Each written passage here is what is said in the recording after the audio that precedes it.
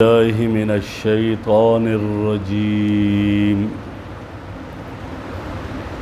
بسم الله الرحمن الرحيم.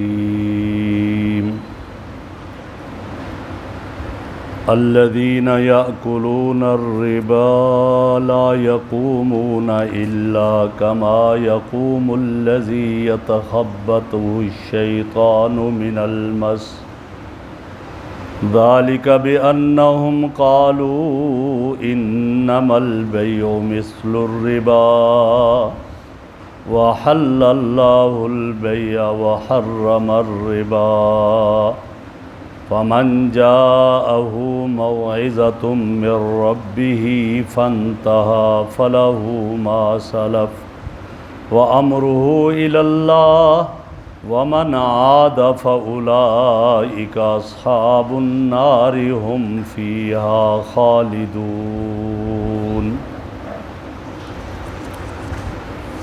الذين يأكلون الربا، وہ لوگ جو سود کھاتے ہیں، لا یقومون، قبروں سے نہیں اٹھ سکیں گے قیامت کے دن، الا کما یقوم الذی یتخبطہ الشیطان من المس، مگر وہ اس آدمی کی طرح کھڑے ہوں گے، کما یقوم الذی، جیسے کھڑا ہوتا ہے وہ آدمی، یتخبطہ الشیطان، جس کو شیطان نے بدحواس کر دیا ہو، من المس سے چمٹ کر۔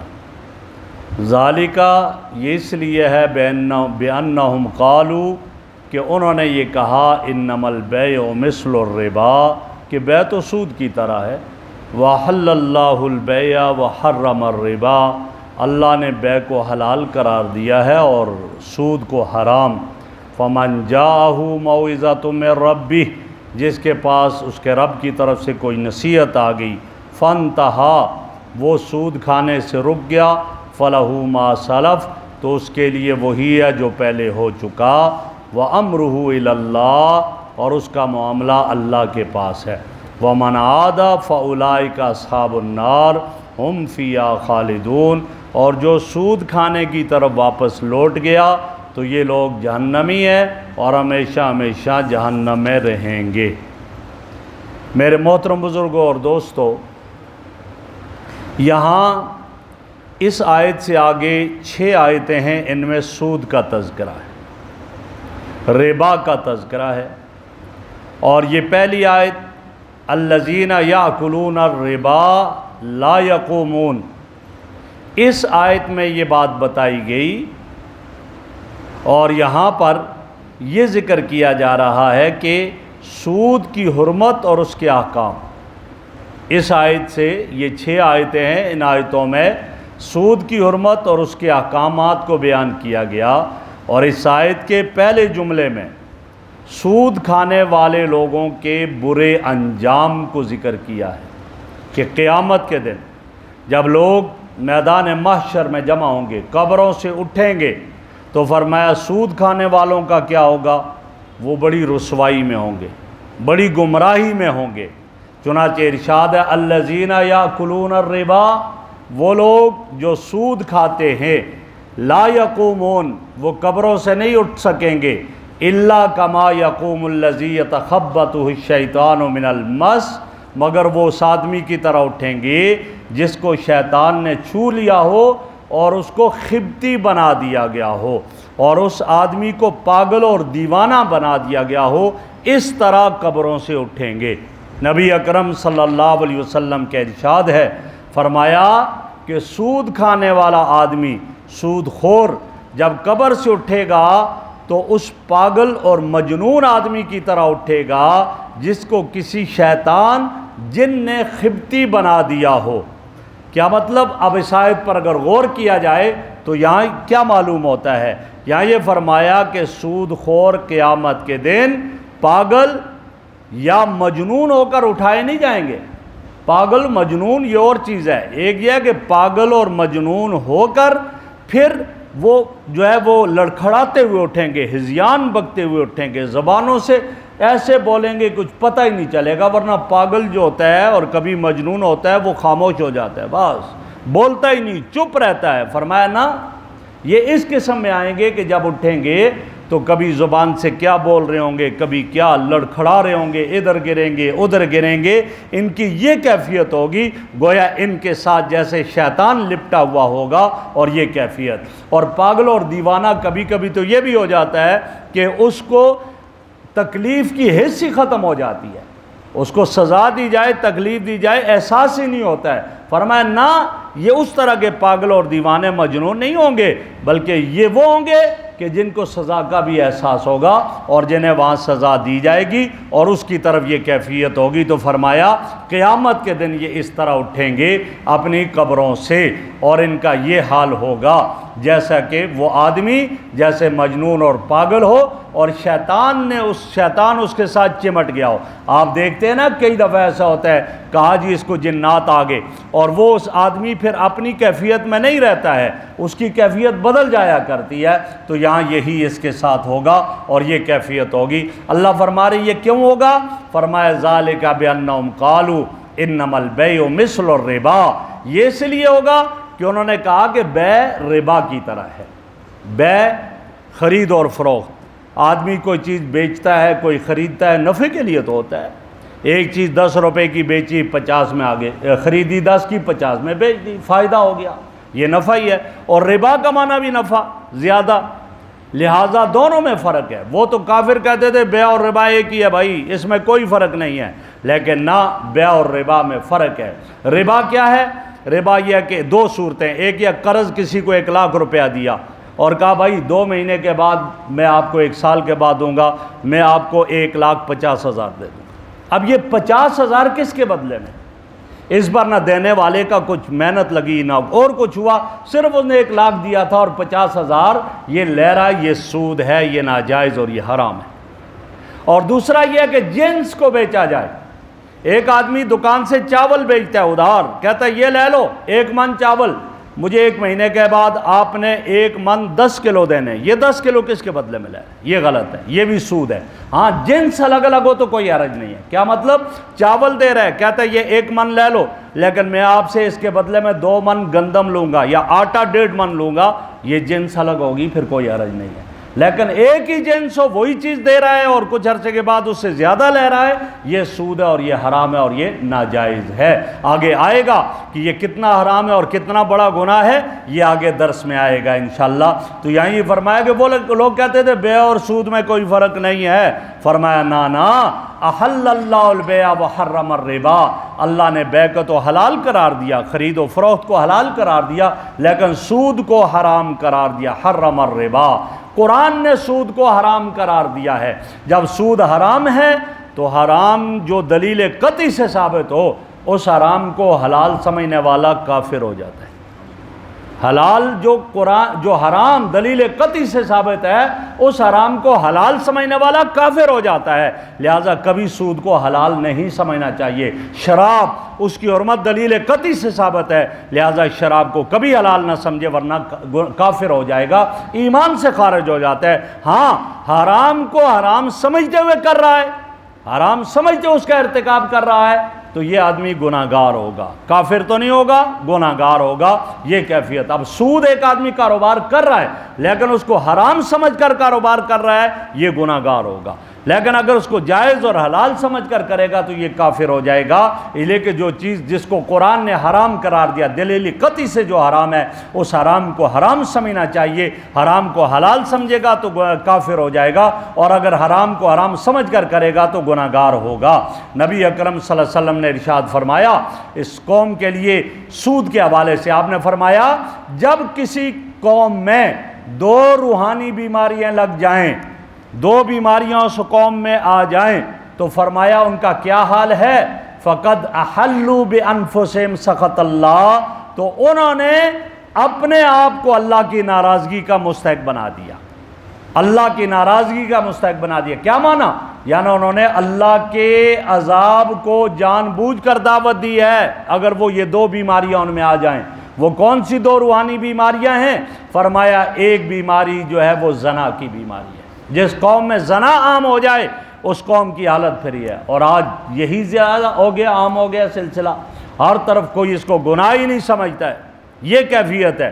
مجھے پچھلے دنوں ایک آدمی کا فون آیا، میں حیران ہوا۔ وہ مجھے یہ کہتا ہے جی مسئلہ یہ ہے کہ میری ایک دوست ہے اور کالج میں پڑھ رہی تھی اور وہ حاملہ ہو گئی ہے، اب یہ ہے کہ آپ ایسا کریں اس کا مجھ سے نکاح کروا دیں۔ تو اس حوالے سے میں نے کہا بھائی آپ مفتی صاحب سے رابطہ کریں، میں مفتی نہیں ہوں۔ پہلے کہنے لگا حمل گرایا جائے، پھر کہتا ہے اس کا نکاح مجھ سے کروا دیں، لہٰذا یہ اس وقت یہ صورتحال ہو چکی ہے۔ صرف غیر مسلم ملکوں میں نہیں، مسلمان ملکوں میں یہ ہے۔ میں امریکہ میں رہا ہوں، وہاں ایک مرتبہ اخبار میں آیا تھا، ایک کالج کا آیا تھا کہ وہاں کی 75% بچیاں جو ہیں وہ کیا ہیں، پریگننٹ ہیں۔ وہاں یہ کیفیت ہو گئی ہے، وہاں یہ کیفیت ہے۔ میرے پاس ایک آدمی آ کر مجھے یہ کہتا ہے کہ یہ میرا بیٹا ہے اور اس کی ہم شادی گاؤں میں کروانا چاہ رہے ہیں اور یہ وہاں نہیں کرنا چاہ رہا ہے، ہم شریف لڑکی سے اس کی شادی کروانا چاہ رہے ہیں، نہیں کرنا چاہ رہا ہے، اور جس لڑکی سے یہ شادی کر رہا ہے اس کے بغیر شادی کے 3 بچے ہیں، اور ہم اس سے کہتے ہیں اس کے 3 بچے بغیر شادی کے ہیں۔ ہمارے گھر میں ایسی عورت آئے، اس نے کہا کیا حرج ہے اس میں، کیا میرے بھی کتنے ہوئے ہوں گے۔ یہ ذہن بن چکا ہے، اور آج میرے اور آپ کے ملک میں جو لا الہ الا اللہ محمد رسول اللہ کی بنیاد پہ بنا تھا، آج یہیں ہو چکا ہے۔ کل کی ایک جو ہے پوسٹ چل رہی تھی کہ ایک کالج میں ایک پرنسپل نے ایک بچی کو جو ہے وہ نوکری کا جھانسا دے کر کے لایا گیا اور اس کی عزت لوٹ رہا اور وہ حاملہ ہوگی۔ یہ کیفیت ہوگی۔ تو جس قوم میں زنا عام ہو جائے تو گویا یہ مطلب ہے کہ وہ اللہ کے عذاب کو خود بخود دعوت دی رہی ہے۔ اور دوسری چیز آپ نے ارشاد فرمایا وہ چیز جو عام ہو جائے یہ بیماری جس قوم میں، تو وہ جان بوجھ کر اللہ کے عذاب کو دعوت دے رہی ہے، اور وہ کیا ہے؟ فرمایا وہ سود ہے۔ آپ نہیں دیکھتے کس طرح سود کو عام کیا جا رہا ہے، کیسے عام ہے؟ میرے اور آپ کی حکومت وہ عدالتوں میں رٹ دائر کرتی ہے، درخواست دیتی ہے کہ ہمیں سود کی اجازت دی جائے اور سود کا کاروبار کرنے کی اجازت دی جائے۔ جب جو ہے وہ عدالت کی طرف سے یہ فیصلہ آیا کہ جی سود فلاں سال تک ختم ہونا چاہیے اس ملک سے، تو انہوں نے درخواست دائر کر دی کہ نہیں اس کو آگے بڑھایا جائے۔ جب اس طرح کی کیفیت ہوگی تو پھر اللہ کے عذاب کو دعوت دی جائے گی۔ پھر یہی ہوگا، یہ زلزلے، یہ یہاں پر سیلاب کی کیفیات کیوں ہیں؟ اسی وجہ سے آتی ہیں۔ میرے ایک دوست نے بتایا کہ ایک جگہ پر، میں اس علاقے کا نام نہیں لیتا، اچھی بات نہیں ہے، فرمایا وہاں جو یہ آیا فلڈ آیا ہے اور جن لوگوں پر فلڈ آیا ہے، کہا وہاں 2 بیماریاں بہت زیادہ تھی اس علاقے میں۔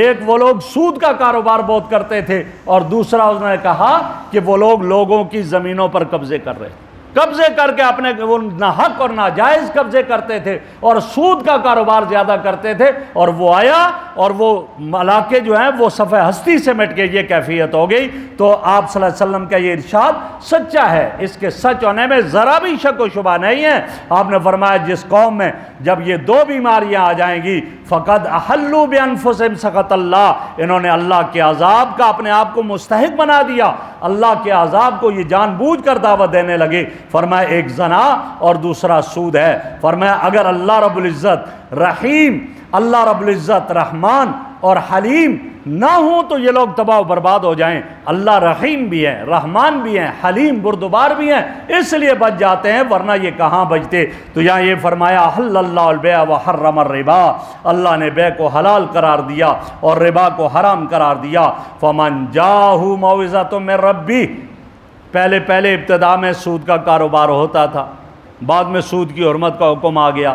جب حکم آ گیا تو اب وہ لوگ جنہوں نے پہلے ابھی ممانعت نہیں آئی تھی سود کا کاروبار کیا تھا، تو فرما دیا جب اللہ کی طرف سے حکم آ گیا اس کی حرمت کا، فانتہا، وہ رک گئے، فلہو ما سلف، پہلے جو ہو چکا کوئی بات نہیں ہے۔ یہ نہیں کہ جو تم نے سود لیا تھا وہ واپس کرو، نہیں، بس وہ ہونا تھا ہو گیا، وہ ختم، لہٰذا کوئی نیا سلسلہ نہیں ہوگا، لہٰذا وہ اللہ رب العزت معاف کر دے گا۔ اللہ رب العزت رحیم ذات ہے، وہ معاف کر دے گا۔ کیوں؟ اس وقت حکم نہیں تھا، بعد میں حرمت کا حکم آیا، جنہوں نے پہلے کاروبار کر لیا فرمایا اللہ انہیں معاف کر دے گا۔ فَلَهُ مَا سَلَف، اس کے لیے وہ ہے جو پہلے ہو چکا، وَأَمْرُهُ إِلَى اللَّهِ، اور ان کا معاملہ اللہ کے پاس ہے، چاہے معاف کر دے۔ اور جب سود کی حرمت کا حکم آیا تو آپ علیہ الصلوۃ والسلام نے حجۃ الوداع کے موقع پر یہ ارشاد فرمایا تھا کہ آج کے بعد سود حرام، اور اس سے پہلے جو میرے چچا کا سود تھا فرمایا وہ آج کے بعد ختم اور وہ نہیں لیا جائے گا، لہٰذا وہ سلسلہ ختم۔ اور آگے فرمایا ومن عاد، لیکن جب حکم آ گیا سود کی حرمت کا اب دوبارہ کوئی سود کا کاروبار اس کے بعد کرتا ہے اس حکم کے آنے کے بعد، فرمایا فاولئک اصحاب النار ہم فیہا خالدون، وہ جہنمی ہے اور سود کا کاروبار کرنے والے ہمیشہ جہنم میں رہیں گے۔ ہمیشہ جہنم میں رہنے کی ایک تفسیر یہ کی کہ اگر وہ سود کو حلال سمجھ کر رہے ہیں، حرام کو حلال سمجھا تو کافر، اور کافر ہمیشہ جہنم میں رہے گا، کبھی جہنم سے نہیں نکلے گا۔ اور دوسری یہ صورت ہے کہ وہ سود کو حرام سمجھ کر رہے ہیں تو پھر خالدون کا معنی یہ ہوگا ہمیشہ نہیں ہوگا بلکہ لمبے عرصے تک وہ رہیں گے، اور جب اللہ چاہیں گے پھر انہیں جہنم سے نکال دیں گے۔ کیوں؟ ایمان موجود ہے، گناہ گار ہیں اور اس گناہ کی انہیں سزا ہوتی رہے گی۔ آگے فرمایا یمحق اللہ الربا ویربی الصدقات، اللہ ربا کو، سود کو مٹا دیتے ہیں اور اللہ جو ہے صدقات کو بڑھا دیتے ہیں۔ واللہ لا یحب کل کفار نسیم۔ اچھا، سود گھٹ جاتا ہے اور جو ہے صدقات بڑھ جاتے ہیں۔ بظاہر ہم دیکھتے ہیں ایک آدمی نے زکوٰۃ دی تو اس کے مال میں کمی آ گئی، جتنی زکوٰۃ دی اتنی کمی آ گئی۔ 40 لاکھ تھا، 1 لاکھ دیا، 39 لاکھ رہ گیا، کمی آ گئی۔ اور ایک آدمی نے 40 لاکھ سود پر دیا، 1 لاکھ اضافہ سود لیا، 41 لاکھ تو بظاہر زیادہ ہو گیا۔ قرآن کہتا ہے کہ نہیں، ربا مٹتا ہے اور صدقات بڑھتے ہیں۔ کہا بظاہر تو یہ لگتا ہے کہ یہی ہوا، لیکن حقیقت میں ایسا نہیں ہے۔ اللہ اس میں جس میں سے زکوٰۃ صدقات دیے برکت دے دیتا ہے، اور برکت دیتا ہے تو اس میں اضافہ ہوتا ہے، اور جس میں سود ہے اللہ اس سے برکت کو چھین لیتا ہے۔ جب برکت کو چھین لیتا ہے تو وہ پھر اس آدمی کو، سود والے کو نیند بھی نہیں آتی، گولیاں کھاتا ہے پھر بھی نہیں نیند آتی ہے، یہ کیفیت، پریشان، بے چین، سکون ہی نہیں اڑ جاتا ہے، اور یہ مزے سے سوتا ہے، آرام سے سوتا ہے۔ اس کو جگاتے ہیں، اٹھو بھائی اذان ہوگی نماز کے لیے چلو، اٹھتا ہے، وہ بیٹھے ہوئے پھر سو جاتا ہے، پھر ہلایا جاتا ہے جاؤ بھائی نماز کے لیے۔ یہ سکون اس کو ملتا ہے، یہ کیفیت۔ اور اس کی بڑی پیاری مثال دی کسی نے، کہا ایک آدمی ہے اور اس آدمی کا بیماری کی وجہ سے ہاتھ پاؤں پھول گئے، سوج گئے۔ اب ہاتھ سوج گئے، پاؤں اس کے سوج گئے، اس کا چہرہ سوج گیا۔ اب جو ہے وہ بیماری کی وجہ سے سوجا، پھول گیا یہ۔ اب وہ یہ سمجھے کہ ماشاءاللہ میں تو بڑا صحت مند ہو گیا ہوں، میں بڑا موٹا ہو گیا۔ کہا یہ بیوقوف ہے، یہ ناداں ہے، یہ بیمار ہے، یہ مرنے والا ہے، یہ مرنے کے قریب گیا۔ اس کے گردوں نے جواب دے دیا، اس لیے اس کے ہاتھ سوج گئے، اس کے پاؤں سوج گئے، اس کا جسم سوج گیا ہے، یہ موت کی طرف جا رہا ہے، یہ بیمار ہے، یہ صحت مند نہیں ہے، یہ تندرست نہیں ہے۔ اور ایک آدمی کو ڈاکٹر دوائی دیتا ہے جس سے اس کو اسہال ہوتے ہیں اور اس کے فاسد مادہ اس کے جسم سے نکل جاتا ہے، بظاہر کمزور لگتا ہے لیکن وہ صحت مندی کی طرف جا رہا ہے، تندرستی کی طرف جا رہا ہے۔ فرمایا بے ہی نہیں اسی طرح سود کھا رہا ہے تو یہ گویا اس کا جسم پھول رہا ہے، وہ بیماری آ رہی ہے، یہ بیماری کی طرف جا رہا ہے، یہ مرنے کی طرف جا رہا ہے، یہ موت کی طرف جا رہا ہے، اور یہ سمجھتا ہے کہ میرے مال میں اضافہ ہو رہا ہے۔ اور جہاں صدقہ اور خیرات اس میں سے دے رہا ہے تو اس میں سے وہ فاسد مادہ نکلا، وہ صحت اور تندرستی کی طرف جا رہا ہے، اور یہ سمجھتا ہے کہ بیمار ہو گیا۔ ایسی بات نہیں۔ تو فرمایا یہ اللہ رب العزت کی یہ طریقہ ہے اور یہ آپ کی سنت ہے۔ یمحق اللہ الربا، اللہ سود کو مٹا دیتے ہیں اور اس کی برکت ختم کر دیتے ہیں۔ پھر آدمی لڑائیاں کرتا ہے، کبھی عدالتوں میں وہ پیسے اس کے لگتے ہیں، کبھی بیٹا جھگڑ کر کے آتا ہے اس میں لگتے ہیں، کبھی بیٹا ایکسیڈنٹ کرتا ہے کسی کو مار دیتا ہے اس کے بدلے میں دیت میں پیسے لگتے ہیں، کبھی بیٹا جا کر جوئے میں کھیلنے میں لگا دیتا ہے، وہاں ضائع کر کے آتا ہے، وہ جو پیسے سود میں لیے تھے وہ سارے کے سارے ادھر خرچ ہو جاتے ہیں، پتہ ہی نہیں چلتا ہے۔ وَيُرْبِ الصَّدَقَاتِ، اور صدقات جن میں سے زکوٰۃ اور صدقہ دیا اس کی کیا کیفیت ہے؟ اضافہ ہوتا ہے، مزے سے گھر میں بیٹھا ہوا ہے، بیٹے بھی فرما بردار، اطاعت پسند، قناعت پسند، لہٰذا بیماریاں نہیں، کچھ بھی نہیں ہے، اللہ اس میں بچت کر دیتے ہیں اور وہ بچت ہوتی ہے، یہ کیفیت ہے۔ آگے فرمایا کہ واللہ لا یحب کل کفار نسیم، اللہ رب العزت ہر ناشکری کرنے والے گناہ گار کو پسند نہیں کرتے، لہٰذا یہ جو ہے یہ ربا کا کام کرنا، یہ سود کا کام کرنا یہ گناہ ہے، لہٰذا اس گناہ کو اللہ پسند نہیں کرتے۔ آگے انشاءاللہ اور درس چلتا رہے گا، یہ سودی کے بارے میں اگلی آیات ہیں۔ اللہ رب العزت ہمیں اس لعنت سے بچنے کی توفیق عطا فرمائے۔